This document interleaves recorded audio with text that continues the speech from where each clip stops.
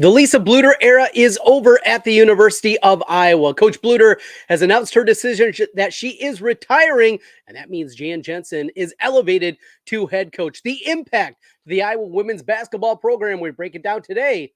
Locked on Hawkeyes.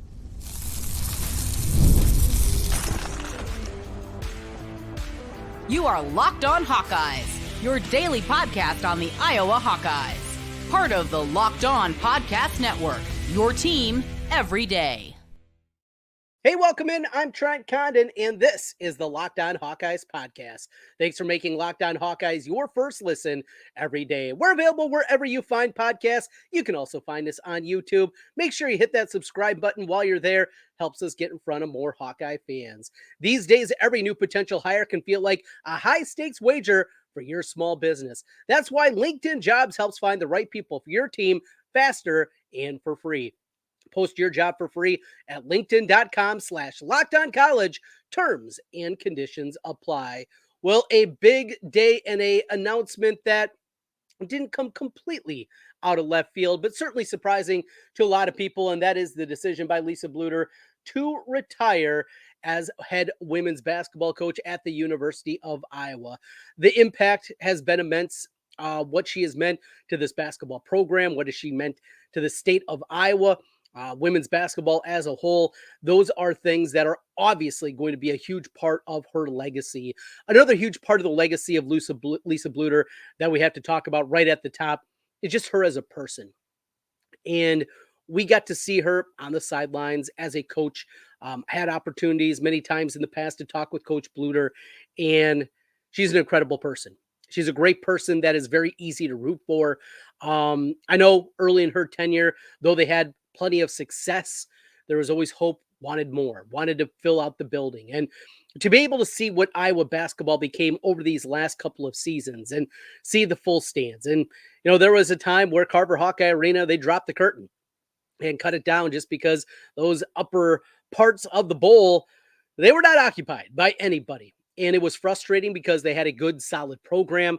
They were very good in the Big Ten. They were an NCAA tournament team more times than not. 18 NCAA tournament bids in her 24 seasons as a head coach. But there was frustration.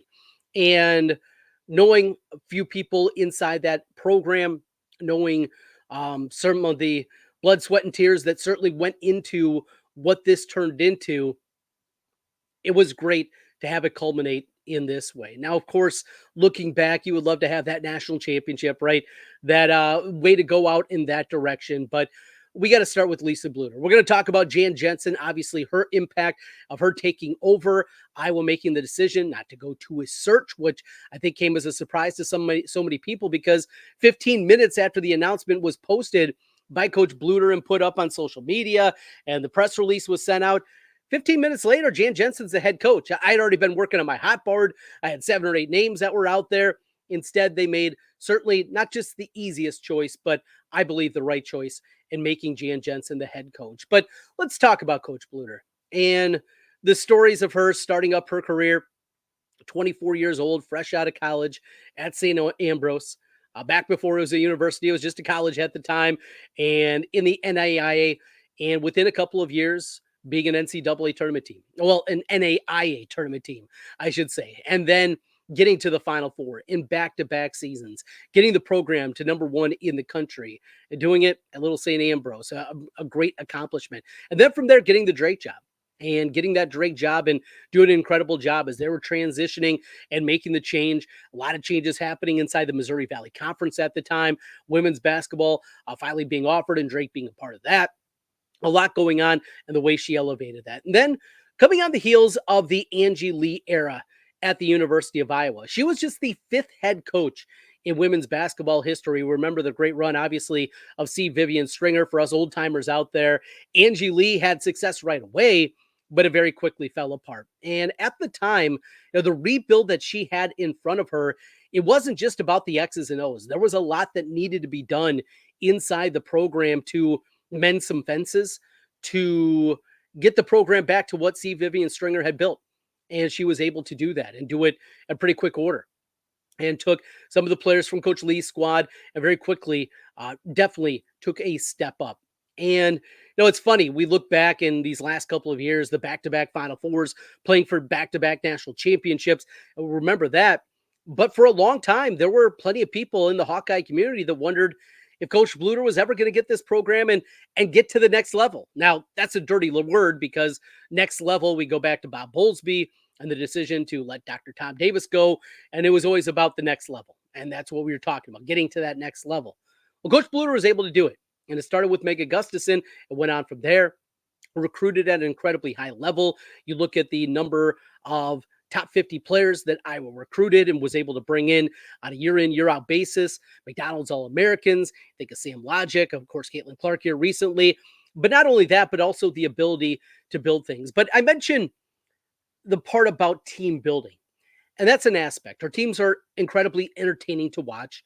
Fast pace up and down the floor, good offense. That's what you're going to go do. And with what the kind of players that they were able to recruit and bring into the University of Iowa, it was a style of play that was very friendly on the eyes. But the other part and the other component, I mentioned what a good person that she is. The other component that goes hand in hand with it is just this one. Her team building is as good as you're going to find in women's college basketball. And that is not always easy. Oh, I know a lot of us and a lot of the guy sports fans out there, you think of women's sports maybe in a different vein. You think of it differently. And you think of the personalities that we see in men's sports. And you go on and on. Well, the personalities, and certainly in women's basketball, all over the place. And that's certainly what we've seen in the ascension of the sport over the last couple of seasons. You got one side with Angel Reese and the way that she is. You have Caitlin Clark and the way that she is. And though they're built differently, they are different personalities. And those personalities are something that go hand in hand. There's a lot of aspects to women's basketball at times are hush-hush, unfortunately, just the environment. And we go through it, and there's plenty of examples of that from the past. But Coach Bluder always did such a great job of making everybody feel welcome.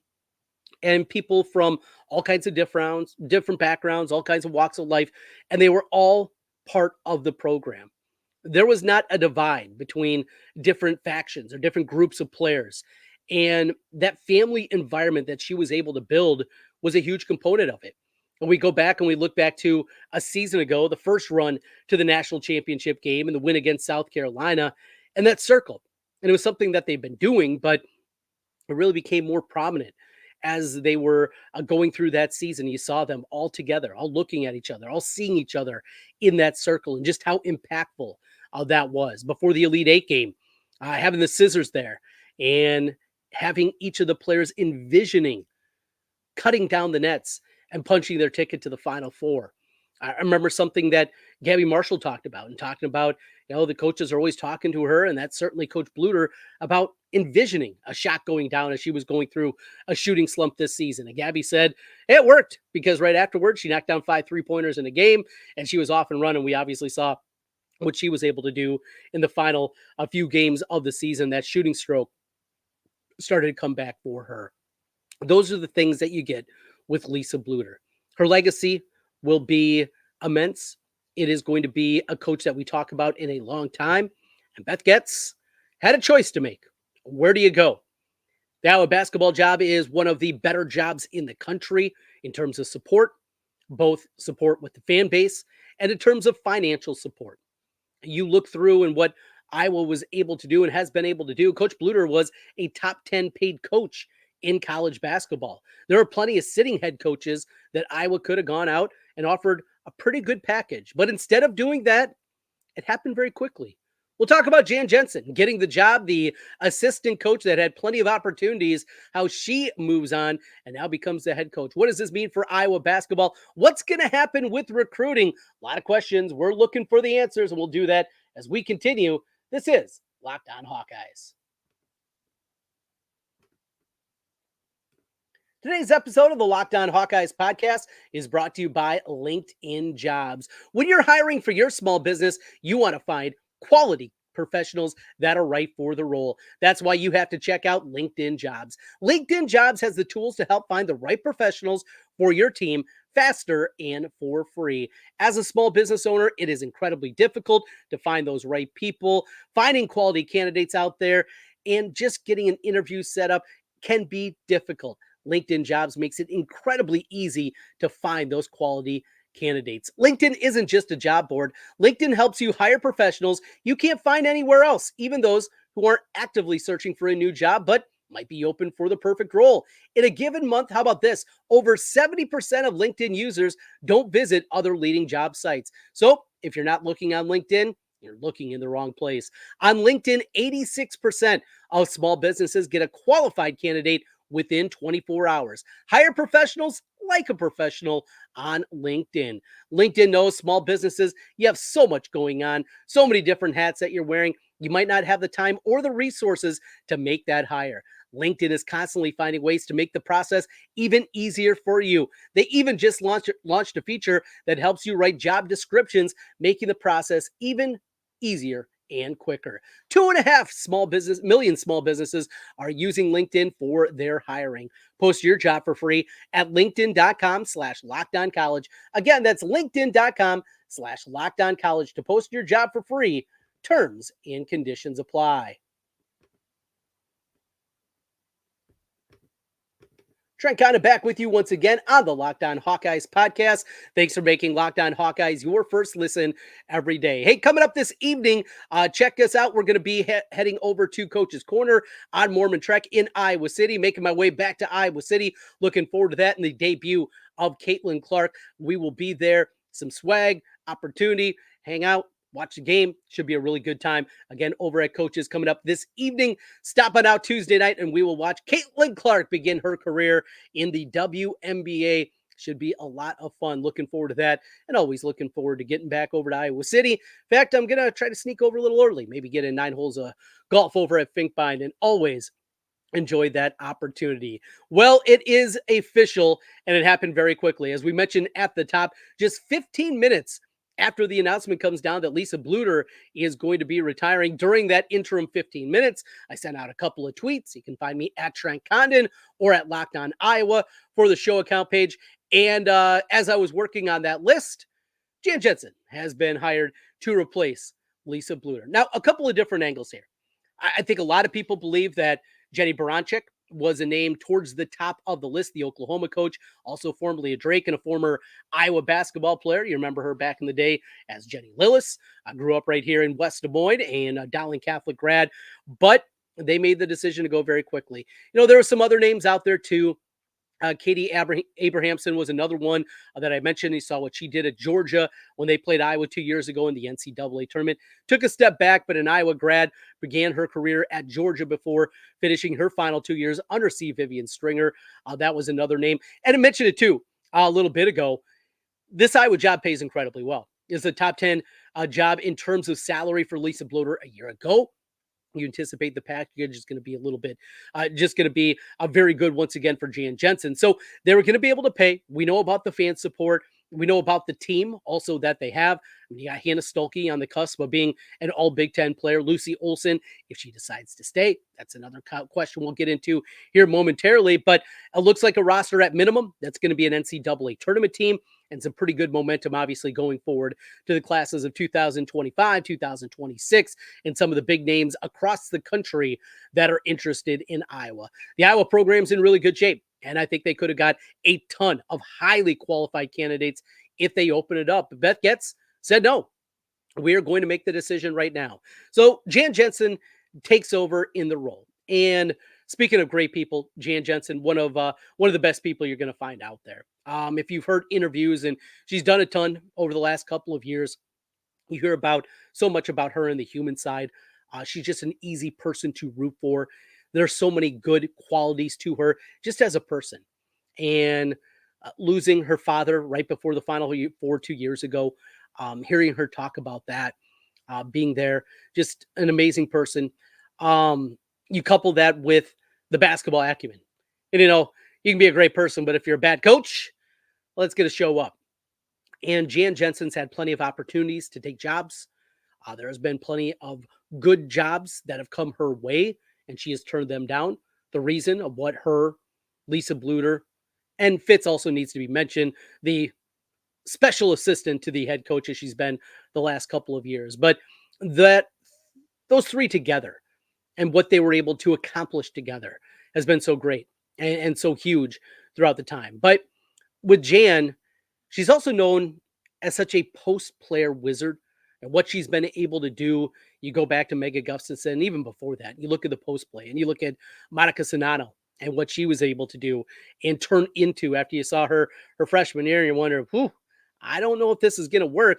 And then by her sophomore year, she was off and running, becoming an all Big Ten player and a WNBA draft pick. I mean, that's what she was able to do, and her development of post players is unmatched. I mean, you talk kind of about the starting skill talent that she takes and what she molds them into. Absolutely amazing. But also, you can also see how beloved she is. And you see the players. Yes, they love Coach Bluder. That's not to diminish the love that they had for Coach Bluder, but there's always something special and a twinkle in her eye at times with Jan Jensen that you get.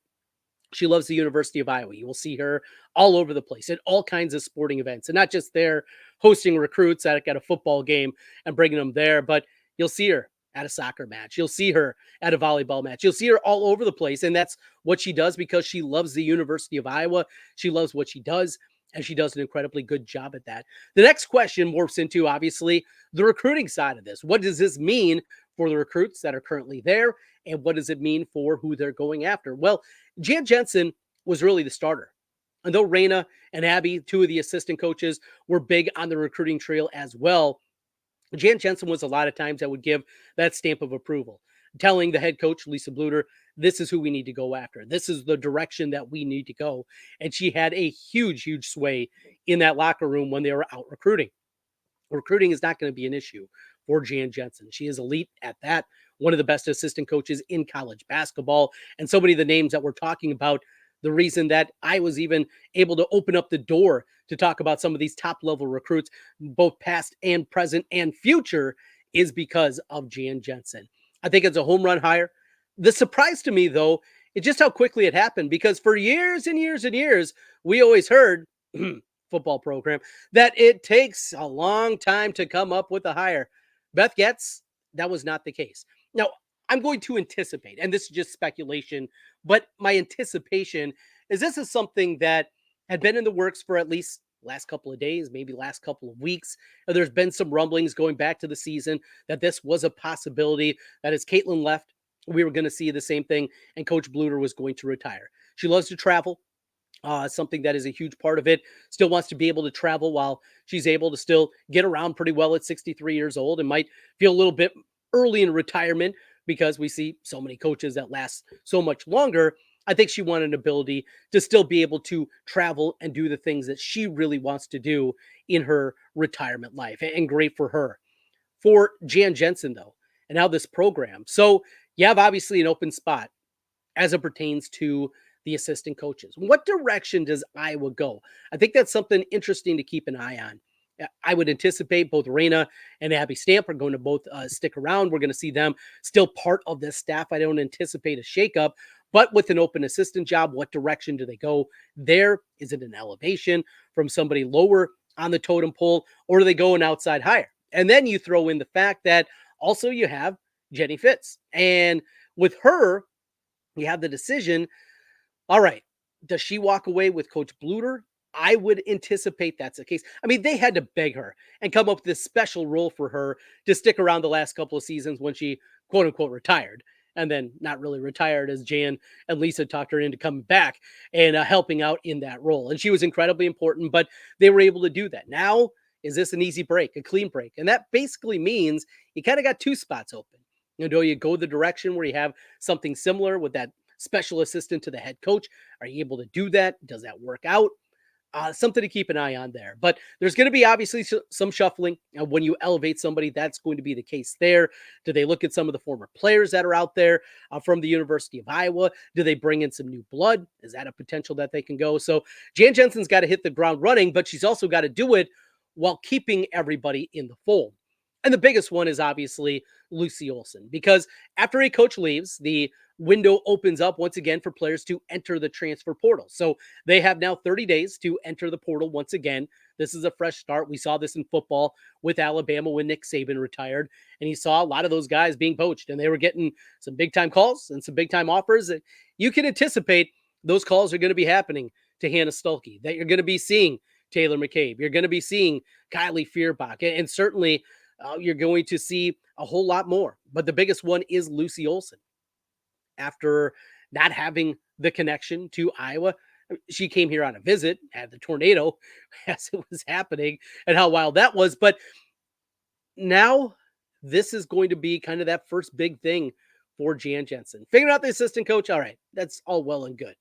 Figuring out Lucy Olson, because Lucy Olson to me is a difference between not just this team being a NCAA tournament team, but maybe even competing back on the fringes of the top 25 this season and really continuing the momentum that they've gained the last couple of seasons. You need her to do that. Without Lucy Olson, this is a team really without a point guard with the injury to Guyton, to Johnson, the freshmen that are there. You don't have a true point guard on the roster.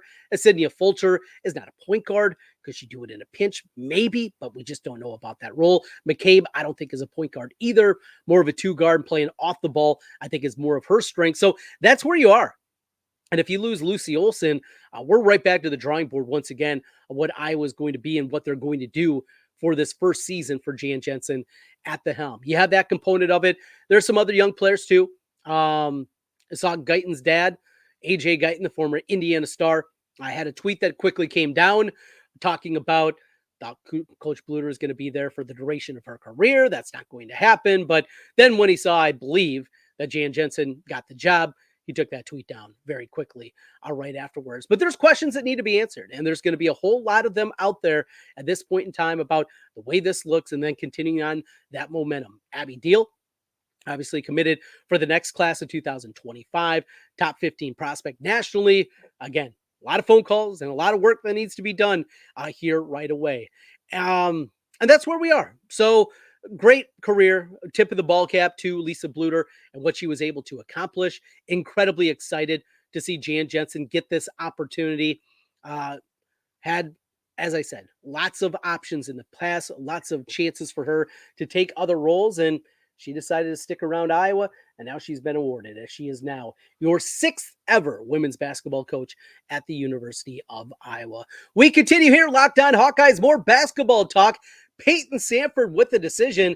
That decision may be getting even more difficult for the Hawkeye sharpshooter. We'll talk about that as we continue.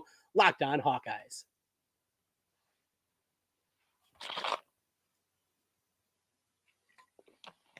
Trent Condon back with you one final time on the Locked On Hawkeyes podcast.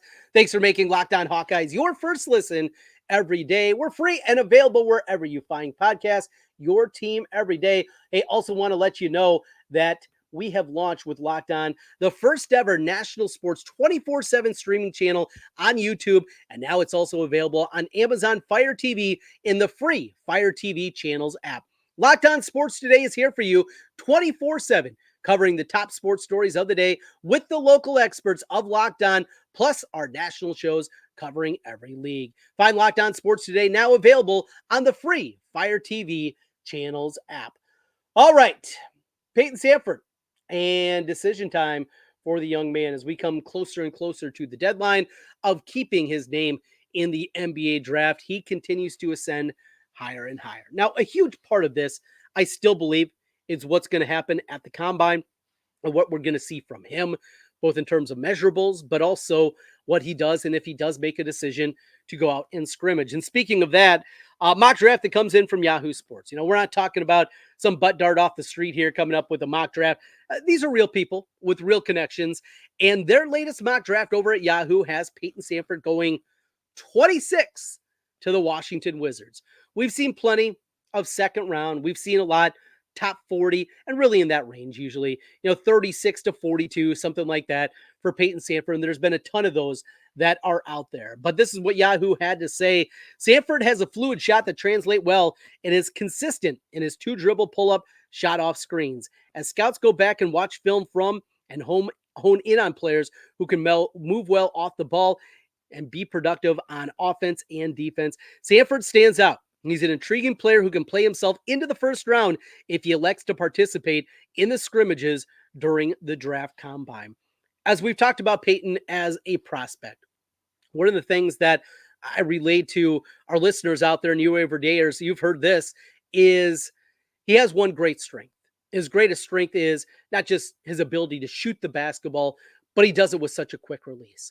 And in the NBA, when he gets there, he is a guy that is not going to be at the top of the percentiles in terms of athleticism. He's going to be down there towards the bottom, though he can move fine. He's a good rebounder, certainly for his size. He's not going to be a great defender in the league, but he works his ass off. And you couple that with that shooting ability, not just the ability, though, to shoot the basketball and do it at a high clip and warm up and really get going, but because he gets that shot off so well. With the size that he has at 6'7", coupled with that quick stroke, that's why teams have him enamored. Another part of this is this draft class. And I'm sure after the lottery the other night when you saw the Atlanta Hawks get the number 1 overall pick, and it's like, well, they don't know who they're going to take because this draft stinks. It's bad. And in a draft like that, with a draft that is down, you take that opportunity and, well, everybody moves up. They're not going to take away picks because it's a bad draft. They're not going to suddenly go down and say, you know what, this year we're not going to have 2 rounds. We're just going to have 1 because the draft is bad. Nope, they're still going to have a full draft this year. And that means there's still going to be a whole lot of selections. That was always my concern with Sandfort, is because of this being a bad draft, the chances of hearing his name called, I think, were higher than a lot of people maybe initially thought. But I thought it was going to be in the second round. If it plays out in this fashion, you can't say no. Love of the program, love of Fran McCaffrey, a chance to play with your brother and probably play with him even more this season with Price going into a sophomore year. I know those are all components, but when you're talking about your future and ability to set yourself up, the guaranteed contract that comes along with being a first rounder. Now, it's not the Sandforts. We're not talking about a family that, had big issues financially, things like that. It's not some of the stories that you hear and guys who just have to stay in and take any kind of money. That's not the case. You also talk about the Iowa angle with NIL, and Iowa's NIL as it pertains to men's basketball is not at the highest level. And because of that, you're left saying some programs could afford to pay Payton Sandfort to come back for another season. We saw Iowa football, what they were able to do, but the finances for men's basketball are just not at the same level. And I think that also leads into the decision here. If you're getting a guaranteed mid-6 figures, some of the high-end guys, 7 figures to stay around for another season of college basketball, that's easy. But that's not the case for the men's program right now. And because of that, you're left saying you got to do it. Obviously, if he's a first rounder, he has to. But even that second round range, that next 10 picks, maybe you get a 2-way deal, a guaranteed contract that comes along with it, something like that. Those are the kind of things that I believe are going to lead Payton Sandfort to stay in the NBA draft. And with it, Iowa basketball on the men's side, they got some big questions. That's what we're left with today. A lot of big questions. Hope to see you out at Coach's Corner coming up in Iowa City on Mormon Trek this evening. Again, 6:30 is the tip-off time, the debut of Caitlin Clark in the WNBA. Looking forward to what should be a fun night. We'll have some drinks, we'll have some good food, and we'll watch some basketball. We got some swag and some other great stuff for you with our friends with Circus Sports out of Vegas, and looking forward to that. We'll see you this evening if you're in Iowa City. Hey, if you're around central Iowa, the Polk County I Club again happening coming up this evening. Stop on out there, an opportunity to hear from Kirk Ferentz, to hear from some of the other coaches. Matt Gatens is going to be there. Lisa Bluder was scheduled to be there. Are we going to see Jan Jensen? Maybe, probably. We'll see. Always good information coming out of that. And we got you covered here, Locked On Hawkeyes. Your team every day. That's what we do on the Locked On Network. Thanks for making Locked On Hawkeyes your first listen every day. Hey, are you watching FS1, ESPN all day on your TV? Do you have to turn down the volume with all that shouting? Make the switch to Locked On Sports Today. It's a free 24/7 sports streaming channel programmed for you every day to bring you the biggest stories without all that screaming. Locked On Sports Today brings you can't-miss analysis, opinions, and news streaming 24/7 on YouTube, or you can find it on the free Amazon Fire TV channels app. Part of the Locked On Podcast Network, your team every day. We will talk to you tomorrow, an instant reaction live after we wrap things up at Coaches after the debut for Caitlin Clark. And while we're in Iowa City, we'll make some phone calls and see if we can maybe get a little more information drummed up of what's happening all over the Hawkeye sports landscape. We'll talk to you again tomorrow. Go Hawks.